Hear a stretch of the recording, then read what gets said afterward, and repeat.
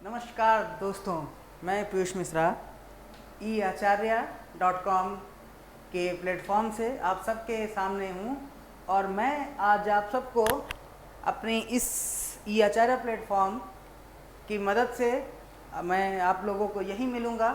और आज हम आपके लिए लेके आए हैं आपके गणित के कक्षा 10 की गणित के अध्याय 3 के इंटरेस्टिंग यानी कि रोचक तथ्यों के साथ। और आज हम उसको काफ़ी रोचक ढंग से इसको सीखेंगे, क्योंकि क्या है ना कि बच्चों को इसको इस अध्याय को लेके यानी इस पाठ को लेके इस चैप्टर को लेके बच्चों के मन में बहुत सारी भ्रांतियां पैदा कर दी जाती हैं।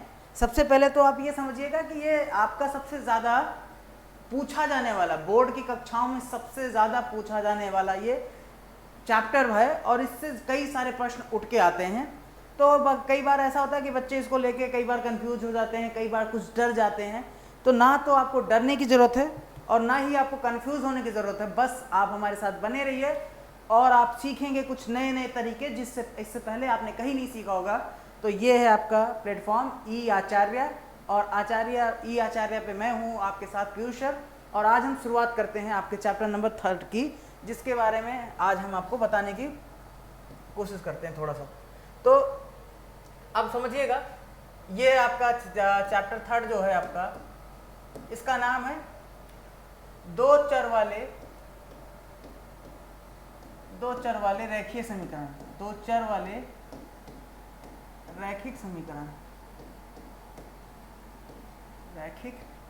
समीकरण। अब इसके बारे में हम जो है पढ़ते चले आए हैं, बहुत पढ़ा हम लोगों ने। दो चर वाले रैखिक समीकरण के बारे में हम लोगों ने 9 में भी पढ़ा है, 8 में भी पढ़ा है और हम इस पढ़ते चले आए हैं। कई बार पढ़े हमने उन लोगों ने, लेकिन ये समझ में लोगों को आता कम है थोड़ा सा। तो बस समझने की यहाँ ज़रूरत है, बहुत ही ज़्यादा घबराने की जरूरत नहीं। थोड़ा थोड़ा करके हम आज समझते हैं कि दो चर वाले रैखिक समीकरण होते क्या हैं। दो चर वाले रैखिक समीकरण में आपको कि होता क्या है कि आपको एक ऐसा प्रश्न दे दिया जाता है। सबसे पहले तो ये दो तरीके से होते हैं। एक तो सीधा सीधा आपका हो जाता है दो चर वाले रैखिक समीकरण। आपने कक्षा 9 में भी पढ़ा था कि दो चर वाले रैखिक समीकरण का जो सामान्यता रूप होता है, वो सामान्य रूप इनका होता है ax यानी ax प्लस by और plus c is equal to 0, यानी ax plus by plus c बराबर 0। ये एक सामान्य रूप होता है जब एक रैखिक समीकरण दो चरों में लिखा होता है, जिसमें a और b आपके जो हैं ये वास्तविक संख्याएं होती हैं। ये ध्यान रखिएगा कि a और b आपकी जो है वास्तविक संख्याएं होती हैं और x और y आपके चर होते हैं और इन्हीं को हमको क्या करना होता है, हल करना होता है। तो सबसे पहले तो आप समझिएगा कि ये तो सीधा सीधा आपको मिलता है। आपने कक्षा 9 में देखा होगा कि कक्षा 9 में भी इसको थोड़ा सा बताया गया था और आपने यहाँ उसको हल भी किया था। बस फर्क इतना था कि आपने वहाँ पे ग्राफीय विधि से इसको हल किया था। हम इसके बारे में समझते हैं। सबसे पहले तो समझने की प्रयास ये करिएगा कि इस समीकरण में, जैसे ये समीकरण आपको लिख के दे दिया गया, जैसे एक समीकरण मैं आपको सामने दे देता हूँ। मान लीजिए एक समीकरण आपको छोटा सा उदाहरण के तौर पे मैं ले लूँ कि एक समीकरण है जिसमें दिया हुआ है 2x plus 3y is equal to 5 और ये पहले एक समीकरण है। अच्छा, ध्यान से समझिएगा।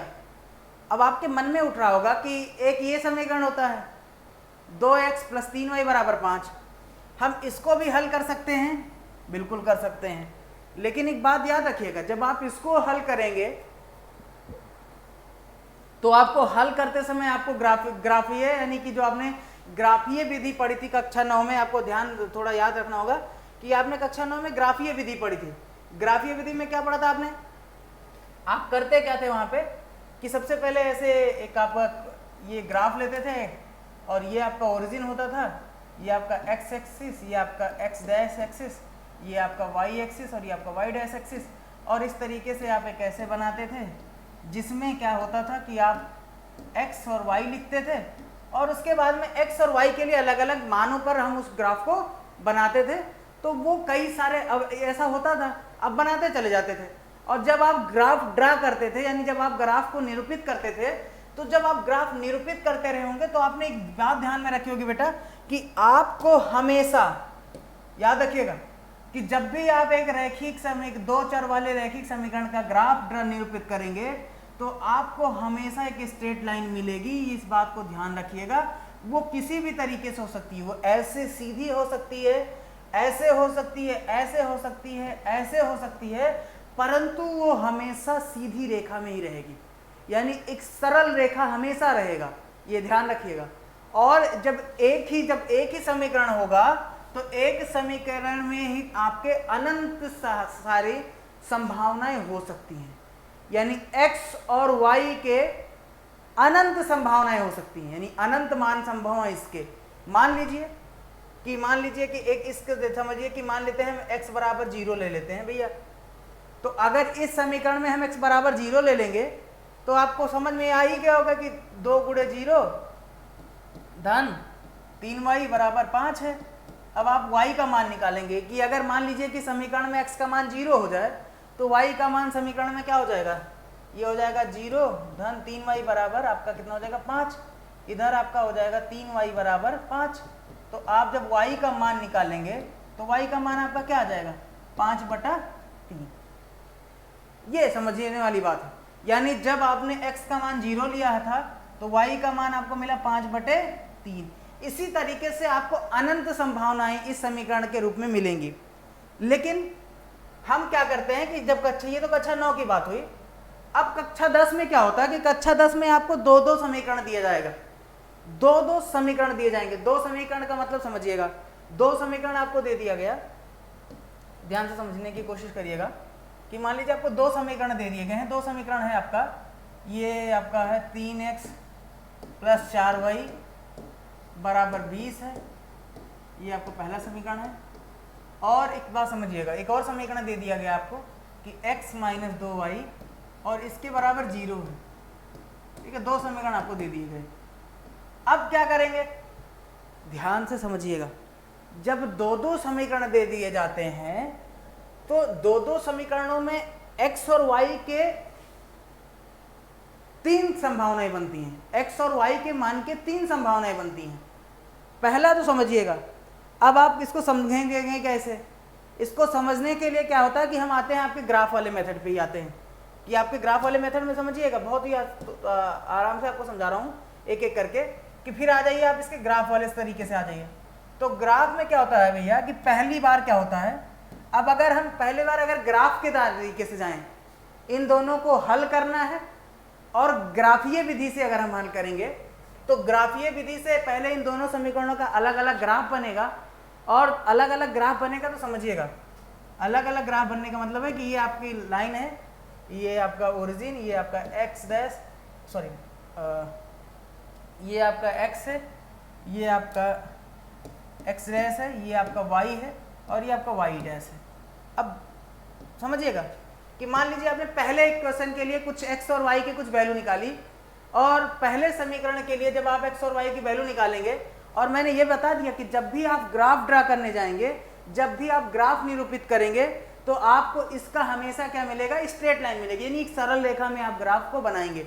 तो मान लीजिए कि पहले आपने इसका ग्राफ बनाया और जब आपने इसका ग्राफ बनाया तो ये आपको इस तरीके से लाइन मिली।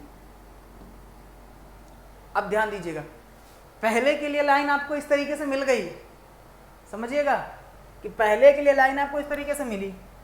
अब आप दूसरे के लिए बनाने जा रहे हैं भैया, दूसरे के लिए जब बनाएंगे समझिएगा तो दूसरे के लिए संभावना ये हो सकती है कि दूसरा वाला ये यहां से ऐसे जाए और इस बिंदु पे जाके काट दे। समझिएगा कि दोनों क्या कर रहे हैं, एक दूसरे को एक बिंदु पे जाके प्रतिच्छेद कर रहे हैं। अब जब ये एक लाइन, ये पहले समीकरण के लिए लाइन थी, ये आपके पहले समीकरण के लिए लाइन थी और ये रेखा आपकी दूसरे समीकरण की है, और इन दोनों ने क्या किया, एक बिंदु पे जाके प्रतिच्छेद कर दिया है। तो प्रतिच्छेद करने के बाद में यहाँ पे एक मान आएगा और वो मान आपका x, y होगा, यानी वही आपके इस समीकरण, दोनों समीकरणों के लिए x और y का एक निश्चित मान निकल के आएगा। तो एक ये संभावना होती है, पहली संभावना ये होती है कि दोनों एक बिंदु पे जाके प्रतिच्छेद कर जाएं, वहां पे आपको x और y का एक निश्चित मान मिल जाता है। तो दूसरा जो आपका संभावना होती है कि अगर आपका दूसरा संभावना कैसे होती है, दूसरी संभावना ये हो सकती है भैया कि आप मान लीजिए ऐसे ग्राफ बना रहे हैं, समझिएगा, बहुत आराम से मैं आपको समझा रहा हूँ कि आप इस ग्राफ को निरूपित कर रहे हैं। अब जब आप ग्राफ निरूपित करेंगे तो आपने पहले समीकरण के लिए मान लीजिए बनाया और ये ऐसे आया। पहली समीकरण के लिए आपने ग्राफ को निरूपित किया और ग्राफ ऐसे आया, स्ट्रेट लाइन आया आपका, ये आपका पहला समीकरण था। दूसरे के लिए आप ड्रा करेंगे, दूसरे के लिए आप ड्रा करेंगे और दूसरा भी हो सकता है बिल्कुल ऐसे आ जाए। अब ये दोनों एक दूसरे को क्या करेंगे, प्रतिच्छेद ही नहीं कर रहे हैं। आराम से ध्यान से समझिएगा, ये दोनों एक दूसरे को प्रतिच्छेद कर ही नहीं रहे हैं, ये दोनों एक दूसरे को प्रतिच्छेद कर ही नहीं रहे हैं। बस क्या है कि ये दोनों चलते चले जा रहे हैं। ये अपना यहाँ तक आ गया और ये अपना यहाँ तक आ गया और ये एक दूसरे को कहीं भी प्रतिच्छेद कर ही नहीं रहे हैं। ऐसे संभावनाओं में क्या होता है, ऐसी संभावनाओं में आपका x और y का कोई भी निश्चित मान नहीं होता। x और y का कोई निश्चित मान ही नहीं होता, ये समझिएगा। x और y का कोई भी निश्चित मान नहीं है। अब समझिएगा, बहुत ही आराम से समझिए। पहले वाला आपने देखा कि भैया दोनों रेखाएं एक बिंदु पे जाके प्रतिच्छेद कर दी और आपको x और y का निश्चित मान मिल गया। दूसरे में देख रहे हैं कि दोनों एक दूसरे के समांतर हैं, कहीं भी एक दूसरे को प्रतिच्छेद नहीं कर रही हैं, तो आपने यह समझ लिया कि x और y का कोई निश्चित मान नहीं है। एक और संभावना होती है, उसके भी बारे में हम थोड़ा सा जिक्र कर लें कि जो आपकी तीसरी संभावना होती है, समझिएगा, आपकी तीसरी जो संभावना होती है, तीसरी संभावना होती है, वो तीसरी संभावना आपकी ये है कि आप मान लीजिए ग्राफ ऐसे निरूपित कर रहे हैं और आपने ग्राफ लिया x डैश y डैश जो भी आपका था ले लिया ऐसे। अब हो सकता है कि जब आप ग्राफ ड्रा करने जाएं, ग्राफ निरूपित करें, तो पहले के लिए आपने ऐसे डाला, पहले की इक्वेशन ऐसे चली गई, ठीक है। अब दूसरा डालेंगे और दूसरा डाल रहे हैं, दूसरा भी इसी में आ रहा है, दूसरा भी आपका क्या हो जा रहा है, उसी में बढ़ जा रहा है, ठीक है। अब जब ये दोनों रेखाएं क्या हैं, ये समझिएगा कि एक आपने ऐसे बनाया और ये आपकी ऐसे बनी, जैसे भी बनी, दूसरी आपने दूसरे के समीकरण के लिए आपने बनाया तो दूसरे के लिए भी इसी में बन गई। ध्यान से समझिएगा। तो कहते हैं ना कि ये दोनों रेखाएं संपाती हैं। ये जो दोनों रेखाएं हैं, जो आपने दोनों रेखाएं बनाई हैं, ये दोनों रेखाएं क्या हैं, संपाती हैं। ये दोनों रेखाएं संपाती हैं, ये दोनों रेखाएं संपाती हैं। अब जब दोनों रेखाएं संपाती हो जाती हैं तो ध्यान से समझिएगा कि x और y के अनिश्चित मान होते हैं, अनिश्चित अनंत मान हो जाता है। मतलब आप सोचिएगा इनफाइनाइटली मेनी सॉल्यूशन, आप x और y के कितने भी संग आप मतलब 1 2 3 4 नहीं, आप हजारों मान निकाल सकते हैं। ये तीन आपके कंडीशन होते हैं कि मतलब दो, आपको मैंने तीन के तरीके के तीन आपको मैंने बता दिया कि तीन शर्तें हो सकती हैं। पहली शर्त ये हो सकती है कि जब आप दो चर वाले रैखिक समीकरण में दो समीकरणों का अगर आप ग्राफ निरूपित करेंगे तो पहली संभावना ये है, आप पहली संभावना ये थी आपकी, देखिए आपकी पहली संभावना ये थी कि पहली रेखा और दूसरी रेखा यानी पहली लाइन और दूसरी लाइन एक निश्चित बिंदु पर प्रतिच्छेद कर जाए। इसे कहते हैं, आप लोगों को इंग्लिश में कहते हैं इंटरसेक्ट कर जाए। अगर ये इंटरसेक्ट कर जाए यानी प्रतिच्छेद कर जाए, तो प्रतिच्छेद करने से आपको समझिएगा कि आपको एक निश्चित मान x और y का मिलता है। ये आपने समझ लिया कि x और y का क्या मिलता था, निश्चित एक मान, निश्चित एक मान, यानी x का कोई मान होता है, y का कोई मान होता है। दूसरा आपका था कि दोनों एक दूसरे के क्या हैं, समांतर हैं, यानी दोनों रेखाएं एक दूसरे के समांतर हैं, और जब समांतर हो जाती हैं तो x और y का कोई निश्चित मान होता ही नहीं है। निश्चित मान नहीं, कोई मान ही निश्चित नहीं, मतलब संभव ही नहीं है, इनका कोई हल संभव नहीं है, ये समझिएगा, हल संभव नहीं है। और दूसरा आपका जो है हल संभव नहीं है, और तीसरा मैंने आपको बताया कि ये हो सकता है कि अगर ये दोनों एक दूसरे के क्या हो जाएं, संपाती रेखाएं हो जाएं, तो संपाती रेखाओं में एक निश्चित मान, अनिश्चित अनंत मान मिलेगा। ये तो आपका हो गया कि अगर रेखीय समीकरण को अगर आप ग्राफ के माध्यम से हल करना चाहें तो होता है, अन्यथा हमारे उसमें अभ्यास में आपको 3-4 विधियां और बताई गई हैं। तो ये तो ग्राफिकल विधि हो गई, इसको आप एक्सरसाइज आपका जो है 3.1 में, अभ्यास 3.1 में इसको पाएंगे, अन्यथा जैसे ही आप अभ्यास 3.2 में जाएंगे। अब हम बात करते हैं बीजगणितीय विधि से कैसे हम हल करेंगे। अगर हम बीजगणितीय विधि से इनको हल करने जाएं तो हम कैसे करते हैं।